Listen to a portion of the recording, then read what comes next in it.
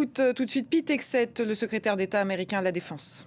Sous le commandement du président Trump, cette opération a été lancée tôt samedi matin, il y a juste 4 jours, ce qui signifie que nous devons nous souvenir de 2 choses. Tout d'abord, ne fait que 4 jours que cela a commencé et il y a d'autres forces qui sont encore en train d'arriver, il est déjà très tôt et comme l'a dit le président Trump, nous prendrons tout le temps nécessaire pour être sûrs de réussir. Et deuxièmement, cela ne fait que 4 jours que cela a commencé et les résultats ont été incroyables jusque-là, historiques. Et ce n'est que les États-Unis d'Amérique qui auraient pu faire cela. Nous sommes les seuls à avoir pu le faire. Et lorsque l'on ajoute les forces israélienne, une force dévastatrice, cette combinaison engendre une destruction totale pour nos adversaires iraniens radicaux. Ils ont été criés et ils le savent, ou en tous les cas, ils le seront suffisamment tôt. Et nous n'avons que juste commencé à chasser, démanteler, démoraliser, détruire leur capacité. Il n'y a que 4 jours. La nuit dernière, et cela devrait s'achever dans quelques jours, en moins d'une semaine, les 2 forces aériennes les plus puissantes du monde auront le contrôle total du ciel iranien, sans contestation. Et j'espère que tous ceux qui regardent comprennent ce que l'on appelle un contrôle total et sans conteste. Cela signifie que nous pourrons toute la journée, toute la nuit, jour et nuit, voler et terminer et détruire les bases de missiles et bases industrielles de l'Iran. Nous pourrons rechercher leurs dirigeants et leurs dirigeants militaires. Nous pourrons voler vers Téhéran, au-dessus de l'Iran, au-dessus de la capitale, au-dessus de la RGC, et les leaders, les dirigeants iraniens pourront regarder les cieux et ne verront que des avions militaires américains et israéliens. Chaque minute, chaque jour, jusqu'à ce que nous décidions que cela est terminé. Et l'Iran sera incapable de faire quoi que ce soit à ce propos. Les B-2, les B-52, les B-1, les drones, les avions de combat contrôleront l'espace aérien et viseront des cibles. Mort et la destruction viendront du ciel, comme le premier jour. Nos avions de combat ont toute l'autorité qui leur a été donnée par le président et par moi-même. Notre engagement est précis, leur engagement est précis pour libérer le pouvoir et la puissance américaine. Cela n'a jamais été considéré comme étant une guerre équitable. Et ce n'est pas une guerre équitable. Nous les tapons et pendant qu'ils sont au sol. Et c'est exactement comme cela que ce devrait être. Et jusque-là, l'opération Fury Epic a utilisé et a fait montre de 2 fois la puissance en Irak. Il y a quelques années, la campagne a 7 fois l'intensité des opérations préalables d'Israël contre l'Iran pendant la guerre de 12 jours. 7 fois! Et comme l'a dit le président Trump, il y aura encore une vague plus importante qui va arriver. Nous ne faisons que commencer. Nous accélérons et nous ne décélérons pas. Et les capacités de l'Iran s'amenuisent toutes les heures alors que notre puissance ne fait qu'augmenter et nous dominons de plus en plus de bombardiers et d'avions de combat arrivent aujourd'hui même. Et aujourd'hui, avec un contrôle total du ciel, nous allons pouvoir utiliser 500 livres et des GPS de 2000 livres et des éléments, des bombes de précision guidées par laser. Et nous avons donc un stock illimité de cela. Nous utilisons des munitions depuis le début. Nos stocks sont bons. Nos stocks pour des patriotes également restent très forts et très bons. L'ennemi ne peut plus tirer les missiles qu'ils veulent tirer et le président vous en dira un petit peu plus. La défense aérienne et celle de nos alliés ont de nombreuses pistes et nous pouvons soutenir ce combat aussi longtemps que nous en aurons besoin. Et comme je l'ai dit hier, c'est nous qui fixons les conditions. On ne voit peut-être pas grand-chose parce que le RCG a fermé l'Internet et ils essayent d'aveugler leur population à dessein, comme ils ont tué leur peuple à dessein. On a beaucoup parlé du missile que l'Iran pouvait tirer et détruire le premier jour, mais comme nous l'avions dit, il y en a quelques-uns qui malheureusement sont passés et qui ont tué 6 de nos nos militaires américains, nos meilleurs militaires qui seront bientôt chez eux. Nous allons les venger, cela ne fait aucun doute. Mais je vais comparer l'Iran à une équipe de football. Ils ont gagné les premières rounds et l'équipe savait très bien où jouer parce que les premiers tours étaient plus possibles. Mais maintenant que le jeu a vraiment commencé et que le blitz est là, ils ne savent plus vers où se tourner ni comment faire et où aller. L'Iran, les dirigeants principaux de l'Iran sont morts. Le conseil de gouvernance qui aurait pu choisir un successeur est mort et il se cache même peut-être dans les bunkers trop terrifiés pour se réunir dans une salle. Les officiers, les généraux ne peuvent plus se parler ni communiquer et il n'y a plus d'offensive coordonnée qui peut être mise en place, ce qui n'est pas une bonne chose pour l'Iran. Les forces aériennes iraniennes n'existent plus. Elles avaient été créées en 1996 et détruite en 2026. La marine iranienne est au fond du golfe Persique maintenant. Nous avons décimé, défait, détruit. Choisissez votre adjectif. La nuit dernière, nous avons donc fait couler le Soleimani, leur grand navire. Il semble que le président des États-Unis les ait eus à 2 reprises. Ce n'est peut-être pas un facteur, mais choisissez votre adjectif et ce sera le bon. En fait, hier, dans l'océan Indien, et nous montrerons cela à l'écran maintenant, un sous-marin américain a fait couler un navire iranien qui se croyait en sécurité dans les eaux internationales. Il a été détruit par des torpilles. C'est la première fois qu'un navire ennemi est coulé depuis la Deuxième Guerre. Et nous, au département de la guerre, nous continuons de nous battre pour gagner. Et hier, le leader de l'unité qui a essayé d'assassiner le président Trump a été recherché et nous avons réussi à le retrouver et le tuer. L'Iran a essayé de tuer le président Trump et c'est le président Trump qui a eu le dernier mot. Cela n'est pas une mission accomplie. C'est simplement une réalité. La combinaison des forces et des renseignements américains et israéliens permettront de contrôler l'Iran. Et nous allons contrôler l'Iran très bientôt. L'Iran sera toujours à même de tirer des missiles et pourra toujours lancer des drones kamikazes sur des cibles civiles. Et aucun proxy n'osera attaquer nos ambassades.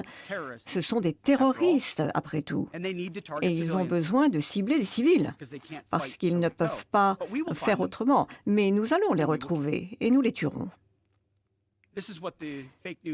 C'est ce que les fake news ne disent pas. Nous prenons contrôle de l'espace aérien et des eaux iraniennes sans mettre le pied sur le sol. Nous contrôlons leur sort, mais lorsque quelques drones arrivent à passer ou qu'il y a des choses tragiques qui arrivent, cela figure en première page des journaux. La presse veut que le président donne une mauvaise image du président, mais essayez pour une fois de raconter la réalité. Les conditions de cette guerre, c'est nous qui les fixons à chaque étape. Et comme je l'ai dit lundi, notre mission est très précise et très bien préparée. Détruire les missiles, les drones de l'Iran et l'endroit où ils les fabriquent et les empêcher d'avoir le nucléaire est notre objectif. L'Iran n'aura jamais une bombe nucléaire, non pas tant que nous sommes là, et jamais. Et c'est ce que le président Trump a dit très clairement, et c'est la raison pour laquelle c'est important pour l'Iran. Comme dans le passé, où il y a eu des négociations sans fin qui ont permis à l'Iran de financer la terreur et d'avancer vers la bombe nucléaire, ce président voit parfaitement la menace et agit de manière décisive. Ce ne sont pas des demi-mesures, notamment lorsque l'Iran est à son point le plus faible. On ne laissera plus le Téhéran jouer avec le temps alors que des gens en payent le prix. Son leadership nous assure que nous allons terminer ce que nous avons commencé et nous protégeons nos soldats en écrasant l'ennemi avant qu'il ne puisse frapper à nouveau.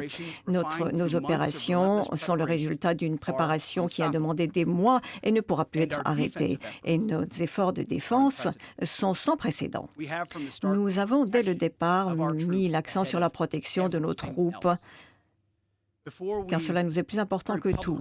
Et avant de mettre en place une puissance offensive, nous avons silencieusement fait en sorte que notre position défensive soit bien en place. Et au fur et à mesure que nous préparions, nous avons emmené la majorité des troupes américaines, 95% des Américains qui étaient sur nos bases, nous les avons emmenés loin des tirs iraniens. Et notre défense est formidable. Nous avons le meilleur réseau de défense aérienne. Des milliers de missiles iraniens et de drones ont été interceptés et détruits. Des dizaines de milliers de vies alliées américaines ont été protégées. Et nous avons utilisé tous les systèmes américains.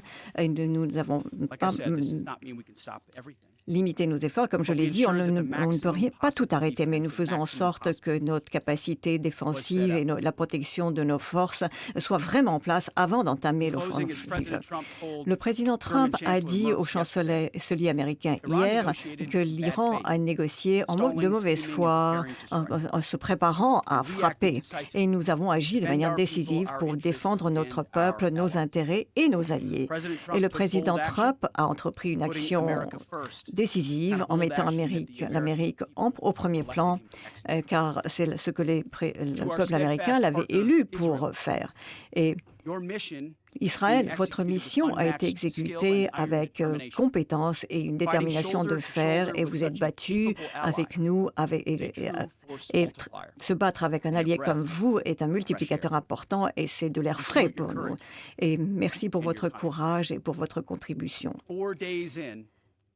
Depuis 4 jours, nous ne venons d'ailleurs que commencer le combat. L'Amérique se bat pour gagner. Et dans cette opération Fury épique, nous sommes en train de gagner. Que Dieu protège nos troupes toujours. Et sur ce, je vais donner la parole à M. Kane. Merci d'être ici. Nous allons donner aux Américains et à vous ici les dernières nouvelles sur l'opération Fury épique. Et c'est avec une tristesse profonde et grande gratitude que je partage le nom de 4 de nos héros qui viennent tous du commandement systémique 135. Le capitaine Cody Cork, le sergent de première classe Nolety Jones, le sergent de première classe Nicole Amor et le sergent Declan Cody. Aux familles de nos soldats tombés, nous partageons votre deuil et nous attendons pour accueillir nos soldats avec vous dans quelques jours. Et avec les autres familles, nous n'avons pas encore les noms de 12 autres victimes. Nous attendons l'identification complète. Et moi-même ou l'amiral Cooper vous donnerons ces noms dès que nous pourrons nous assurer que ces familles ont été notifiées. Et pour ces familles qui pleurent et pour nos soldats blessés, nous n'oublierons jamais votre sacrifice. Notre nation est de votre côté et nous vous remercions chaleureusement pour votre courage, votre résilience, votre dévouement envers cette mission et notre nation. Et comme l'a dit le secrétaire, cela fait 4 jours que nous avons commencé, donc 130 heures dans cette campagne, et cette opération avait des objectifs très clairs qui étaient de démanteler la capacité de l'Iran de projeter sa puissance en dehors de ses frontières aujourd'hui et à l'avenir. Nous avons ciblé et éliminé les systèmes de missiles balistiques de l'Iran pour les empêcher de menacer les forces américaines, nos partenaires et nos intérêts dans la région.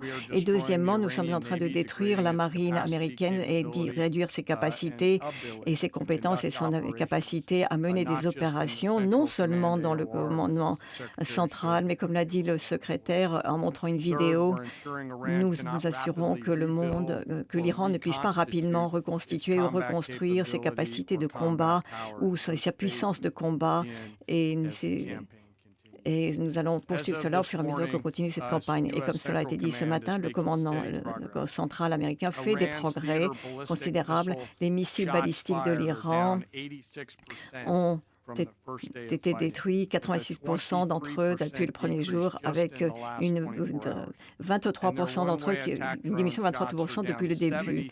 Et les tirs ont diminué de 73% par rapport au premier jour. Et ce progrès a permis au CENTCOM d'établir et de localiser notre supériorité aérienne sur le flanc sud de l'Iran et pénétrer leur défense avec précision et avec notre puissance de feu. Nous allons commencer commencer maintenant à entrer à l'intérieur en pénétrant plus profondément dans les territoires iraniens et créant une liberté de manœuvre pour les forces américaines. Je vous expliquer un petit peu comment nous voulons donc être en avant de l'ennemi. Au cours de ces dernières semaines, l'amiral Cooper ont raffiné leur opération opérationnelle dans la région et ils ont identifié des centres de gravité essentiels qui permettront à l'Iran de projeter leur puissance en dehors de ses frontières. Et ils ont essayé de voir comment isoler ces vulnérabilités et déterminer avec précision les effets stratégiques les plus importants que l'on pourrait réaliser. Suite à ces opérations du CENTCOM, au cours du 4e jour, nous avons des paquets de tirs qui utilisaient des munitions et qui sont maintenant en dehors de la portée de notre ennemi. Et nous allons maintenant pouvoir, avec précision, intercepter les tirs venant de l'Iran. Comme cela a été dit, c'est un point de munitions et de transition et nous passons de munitions stand-off à des munitions comme des munitions aidées par le GPS et d'autres éléments comme les Quackfire et d'autres. Et ceci va permettre aux forces interarmées d'avoir une précision encore plus importante par rapport aux cibles. Et comme cela a été dit, il y a de plus en plus de tirs, et ceci pour exercer une pression plus importante sur nos adversaires, détruire leurs lanceurs et imposer des coûts de plus en plus importants chaque jour. Je sais qu'il y a beaucoup de questions concernant les munitions. Nous avons suffisamment de munitions de précision pour aussi bien sur le plan offensif que défensif, mais je voudrais vous dire que dans la pratique, je ne veux pas vous parler de quantité. Et je sais qu'il y a eu de grands débats sur ce point et je vous remercie de l'intérêt, mais il faut savoir que nous considérons que c'est une question de sécurité opérationnelle. Je vais revenir vers la carte ici et j'espère ne pas tuer qui que ce soit avec ce pointeur laser. Et comme je l'ai dit un petit peu plus tôt, avec la caméra ici, donc bien visé. Les premiers jours, les forces interarmées américaines ont continué d'attaquer avec les capacités balistiques, des missiles balistiques et leur défense vers le sud. Et pour ce qui est de l'accès vers le nord, les forces aériennes israéliennes ont œuvré et ciblé des cibles intégrées sur le flanc nord, ainsi que des missiles balistiques de moyenne portée. Et depuis la mer, le USS Ford continue à projeter sa puissance de combat ici, ainsi que les Bomber Pulses dont nous avons parlé dans les premiers jours de ce briefing. Et pour ce qui est de l'accès du sud, l'USS Abraham Lincoln a continué à exercer une pression depuis la mer le long de la frontière sud et de la côte sud et a utilisé ses capacités navales dans le détroit et jusqu'au golfe arabique pour cibler ce qui nous intéressait. Aujourd'hui, nous avons plus de 2000 cibles qui ont été atteintes. Comme l'a dit l'amiral hier dans sa vidéo, nous avons détruit plus de 20 navires iraniens, y compris la frégate. En dehors de cette région, il y a eu un sous-marin et nous avons neutralisé actuellement la présence navale iranienne dans la région. Comme le secrétaire l'a montré, pour la première fois depuis 1945, il y a eu un sous-marin américain qui a fait couler un navire en utilisant des torpilles F-48 pour un effet immédiat, faisant couler ainsi ce navire de guerre. Je veux vous rappeler que c'est une démonstration incroyable de la capacité américaine de rechercher, de trouver et de détruire. Et seuls les États-Unis peuvent faire ce genre de choses. Dans les 24 et 48 heures à venir, le CENTCOM va continuer à frapper des infrastructures et des capacités navales et nous allons continuer à évaluer nos progrès par rapport aux objectifs militaires. Cela demande du temps de recueillir ces informations et d'évaluer ce qu'il en est. Une grosse partie de notre renseignement, de notre capacité de surveillance et de reconnaissance, recherche et détruisent les lanceurs de missiles balistiques.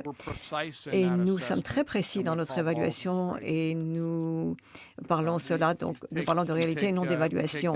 Nous prenons cela très au sérieux. L'Iran, par ailleurs, a été totalement indiscriminé, beaucoup plus imprécis dans ses attaques. Ils ont tiré plus de 500 missiles balistiques et de plus de 2000 drones, frappant des civils innocents. Nos partenaires répondent à cet appel à se défendre avec nous. La Jordanie, Bahreïn, l'Arabie saoudite,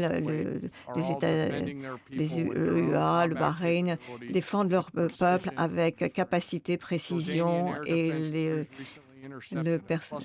les forces aériennes ont arrêté des drones kamikazes qui allaient vers Oman. Les forces de Bahreïn également ont arrêté ceux qui se dirigeaient vers leur infrastructure et attaquaient leur population et leur marine. Les Saoudiens ont arrêté des missiles balistiques qui ciblaient les capacités énergétiques près de Bahreïn. Ils ont neutralisé beaucoup de drones qui ciblaient les zones industrielles d'Abu Dhabi et ils ont agi avec précision et rapidité. Qatar, les combattants qataris pour la première fois ont descendu 2 bombardiers iraniens qui se dirigeaient vers leur pays. Et avec ces nations qui nous aident à se défendre et qui aident à projeter leur puissance contre l'ennemi. Cela fait 100 heures et comme l'a dit le secrétaire, c'est encore trop tôt, mais la balance est de notre côté. Il ne faut pas oublier que ces opérations sont complexes, dangereuses et loin de déterminer nos soldats, nos marins, les gardes-côtes sont toujours au premier plan. Il ne faut pas oublier que les risques restent élevés. C'est un moment de guerre et de combat, il ne faut pas l'oublier. Alors que nous poursuivons, je vous demande de garder à l'esprit tous nos concitoyens qui sont là pour mener cette guerre et qui portent sur leurs épaules le fardeau du soutien de notre nation. N'oublions pas nos 6 décédés qui vous rentreront au pays aussi rapidement que possible. Je vous remercie chaleureusement et je reste très humble devant les valeurs et le professionnalisme de nos forces conjointes qui sont des professionnels qui sont sur place et qui font le travail pour l'Amérique le jour et également la nuit. Et là, je suis prêt à répondre à vos questions. Merci. Quel est le statut de commandement et de contrôle de l'ennemi? Est-ce que vous pouvez décrire le point décisif dans cette opération? Je ne peux pas vous décrire le point décisif parce que je dirais ce que les mauvais font. Bien, il y a des structures qui ont été touchées. Ils continuent les pressions sur le C2, l'IOGCC-C2 et d'autres éléments militaires et nous allons continuer à le faire. Merci pour votre question. 2 questions pour vous et pour le général Kane. Est-ce que vous pouvez nous en dire plus sur la façon dont on a essayé d'assassiner le président Trump et le ministre de la Turquie a dit qu'il y avait un missile qui se dirigeait vers eux et que l'OTAN arrêtait. Est-ce que c'était l'utilisation de l'article 5 ou est-ce que ce sont les États-Unis qui ont détruit ce missile? Pour votre première question, cela faisait longtemps que nous savions que l'Iran avait des intentions d'essayer de tuer le président Trump et d'autres responsables américains. Et ce n'était pas là l'objectif que nous avions en tête. Ce n'est pas quelque chose que le président a mentionné. Je peux vous assurer, et d'autres également, que ceux qui sont responsables de cela faisaient partie de la liste des cibles. Ce n'était pas l'objectif premier de nos efforts. Nous nous sommes axés sur les missiles, les lanceurs. C'était vraiment là notre cible.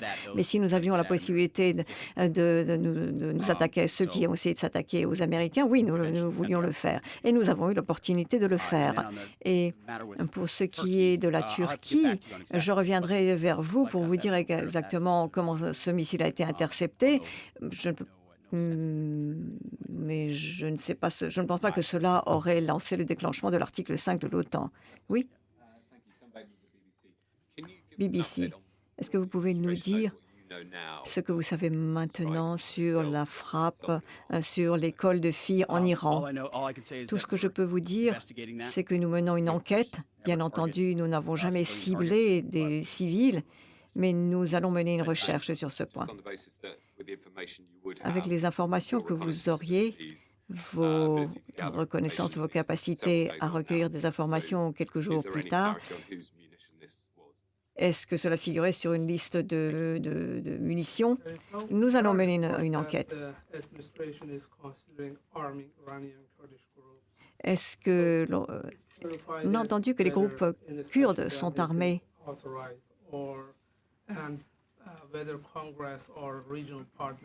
Est-ce que c'est si les partenaires régionaux ont été consultés ou pas? Est-ce que vous pouvez nous le dire? Nos objectifs ne sont pas basés sur apporter un soutien ou armer une force particulière. Ce que d'autres entités peuvent faire, nous le savons, mais nos objectifs sont axés sur ce dont nous avons parlé. Merci, Monsieur le secrétaire. Est-ce que vous pourriez nous en dire un petit peu sur le processus en cours? Vous avez 2 opérations, le Lion rugissant et la Furie épique. Je vais répondre à cette question. Merci pour cette question. Nous avons des officiers de liaison des 2 côtés et il y a donc le CENTCOM et des équipes du CENTCOM en Israël et il y a également des forces israéliennes de défense dans les points de contrôle aux États-Unis. Et Amar Cooper parle tous les jours au chef de la défense israélien et je lui parle également. Je lui ai parlé déjà à plusieurs reprises. Ceci nous permet de coordonner, d'intégrer, de synchroniser des opérations séparées. Et j'ai parlé d'air frais et j'étais sérieux quand je disais cela. En général, nous avons des alliés qui veulent mais qui n'ont pas les mêmes capacités. Or là, nous avons la volonté et la capacité d'un allié qui réellement nous permet de réaliser des choses. Nous ciblons certaines choses, il cible d'autres choses, nous nous coordonnons et l'effet est incroyable. Concernant Hakim Jeffrey et ce qu'il a dit, à savoir que la mission en Iran sera un échec, quel est le message que cela envoie à nos ennemis et qu'est-ce que cela fait par rapport aux motivations de nos troupes? Bien, c'est quelque chose que j'ai déjà vu avec les démocrates qui critiquaient notre pays. Notre génération a vu cela sur les champs de bataille. Je pense que c'est quelque chose de sans précédent, mais que malheureusement, cela se produit 4 jours après une opération qui a démarré et nous avons les meilleurs soldats américains qui fonctionnent dans un environnement extrêmement difficile et je pense que ce succès sera incroyable et ils ont des adversaires très déterminés et ce qu'il veut, c'est que ceci jusqu'à présent a été efficace et il n'est pas tout à fait honnête. Une des questions que j'ai, des renseignements ont indiqué que c'est quelque chose dans quoi les États-Unis se sont mêlés. Nous avions le marteau de minuit en juin, nous avions détruit leurs facilités. Comment les renseignements ont pu dire qu'ils sont redevenus une menace et que cela impliquait de s'impliquer à nouveau dans ces opérations?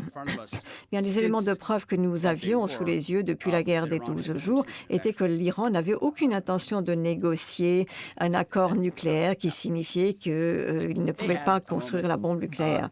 Il y a eu un moment, Jared Kushner et Steve Witkoff sont les meilleurs négociateurs au monde et ont été négociés, leur donnant toutes les possibilités d'aller dans ce sens et d'en finir avec cette ambition. Et ils n'ont pas saisi la corde. Et leur intention a été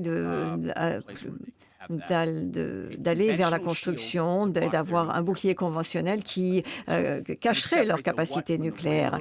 Il y a le quoi et le quand. Je sépare un petit peu. Le quoi, ça fait 47 ans qu'ils tuent des Américains. Ils ont des milliers de missiles pointés sur nous. Ils ont des ambitions qui sont toujours les mêmes et même à leur niveau le plus faible. Et lorsque ils sont devenus...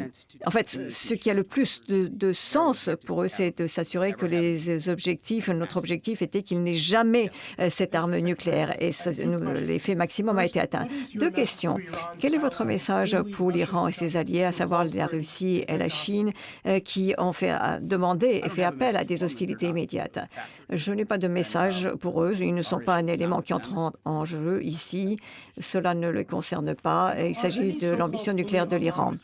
Est-ce que des armes autonomes ont été utilisées sur le terrain des opérations? Nous avons beaucoup de systèmes autonomes, de drones et d'autres qui étaient utilisés avec de l'intelligence artificielle, mais je ne peux pas vous en parler ici. Oui, là-bas, Madame en jaune. Merci, Monsieur R7. L'invasion de l'Iran et la Corée du Nord qui peut aider l'Iran pour le développement nucléaire. Et ils ont un engagement à protéger l'Iran. Que feront les États-Unis sur ce point stratégique? Deuxièmement, combien d'alliés se sont ralliés aux États-Unis pour combattre l'Iran?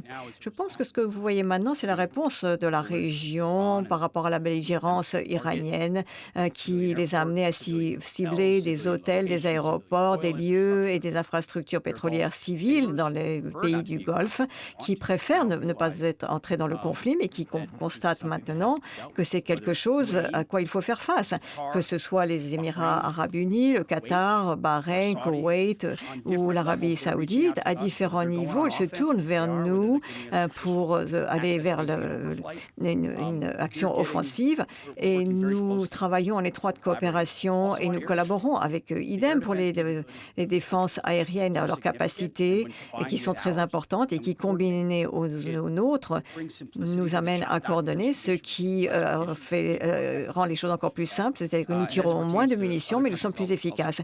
Et pour d'autres pays également, la même question s'applique. Et nous allons, nous traiter l'ambition nucléaire de l'Iran. Et c'est ce qui va permettre d'envoyer un certain nombre de messages.